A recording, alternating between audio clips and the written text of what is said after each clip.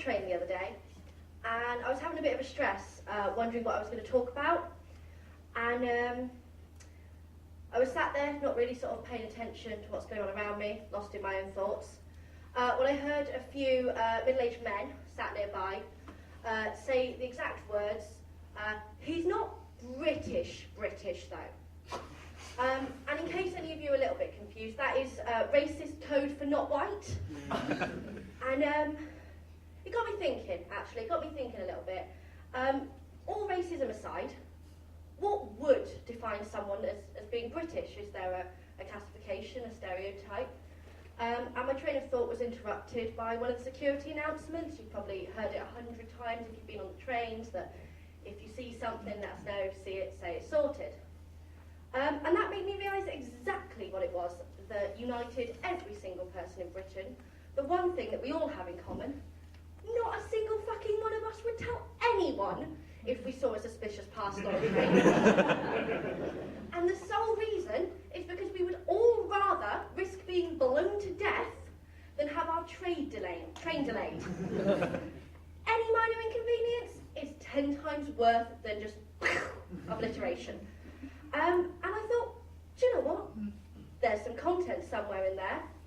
So I went back to the flat, spoke to some of my flatmates. Most of them aren't from England, and a lot of them outside the UK. So I sort of said, you know, what surprised you about British people? My Australian flatmate reckons we don't shower enough. My Welsh flatmate reckons we haven't got a fucking clue what a lot of rain actually is, and we're just a bunch of pussies. My Filipino flatmate told us we eat too much cheese, but then my Italian flatmate told us we don't eat enough. So I'm not sure where we stand on the cheese front. That was a little bit ambiguous. It is quite a mixed race flat in my halls at the moment, actually. And I really am going to miss them all a lot when Farage deports them all. They are a lovely group of people, but I got thinking as well about things that define us. One of the main things, I reckon, is we are incapable of displaying any emotion whatsoever. And I think this is best shown if you ask someone how was their day. Because every single time they will just tell you not bad. And it does not matter how extreme the day was. Won the lottery? Not bad. Ran over your childhood pet? Not bad. Joined a cult, got forced into marriage, sacrificed your arm and lost 10 grand? Not bad. And it's quite a surprise, really, coming from a nation of miserable fucking buggers. We are generally some of the most miserable people I've met. We hate everything.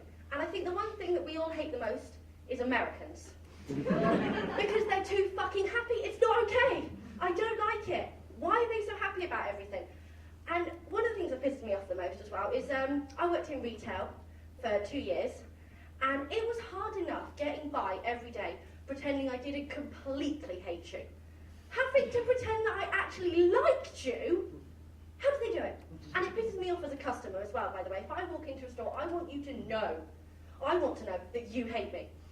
I want every single person who works there to be looking at me like, get the fuck out of my store.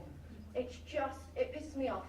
And I know I've got to be a bit careful talking about American versus British customer service, because I know Jack Whitehall did quite a famous bit about that, and I don't want to be accused of stealing jokes from other comedians.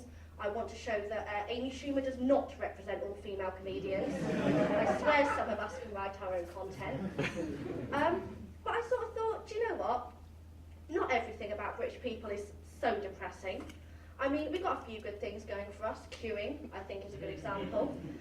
Not so much that we do it well, but we've all got a weird telepathic understanding of exactly where you are in the queue, regardless of the shape of the queue. So it doesn't matter how much of a fucking mess it is, you know where you fall in line. And I think the most important thing that we need to take away as a nation is based on my experiment with my flat. Apparently, we eat the exact right amount of cheese.